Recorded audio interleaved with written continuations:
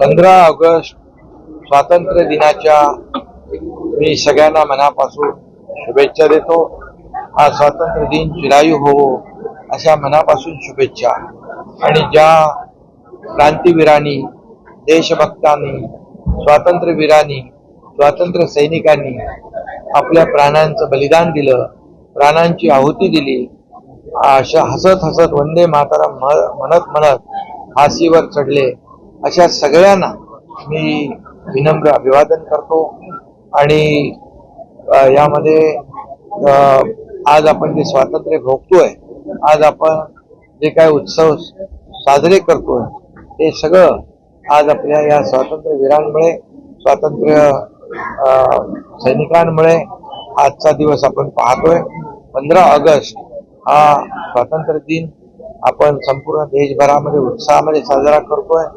आज खऱ्या अर्थाने स्वातंत्र्य दिनानिमित्त ठाण्यामधल्या देखील अनेक पोलीस अधिकारी आहेत, आपले शासकीय अधिकारी आहेत, विद्यार्थी आहेत, यांनी चांगली कामगिरी केल्याबद्दल त्यांना देखील भारत सरकारच्या वतीने, राज्य सरकारच्या वतीने गौरवण्यात आलं, त्यांचा सन्मान केला, त्यांचंही मी मनापासून अभिनंदन करतो।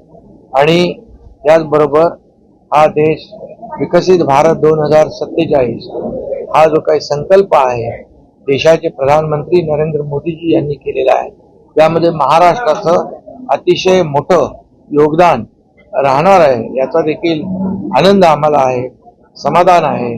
आज विकसित भारत, आत्मनिर्भर भारत आणि आत्मसन्मान मिळवून देणारा भारत आपण पाहतोय। आणि महाराष्ट्रात देखील, महाराष्ट्र या देशामध्ये आपल्या प्रगतीमध्ये, विकासामध्ये, परदेशी गुंतवणुकीमध्ये, उद्योगामध्ये, स्टार्टअपमध्ये अव्वल आहे, याचाही आनंद आम्हाला आहे। आणि म्हणून आज देशाच्या लाल किल्ल्यावरून वंदे मातरम, जे वंदे मातरम आपल्या स्वातंत्र्यवीरांनी गात गात बलिदान दिलं,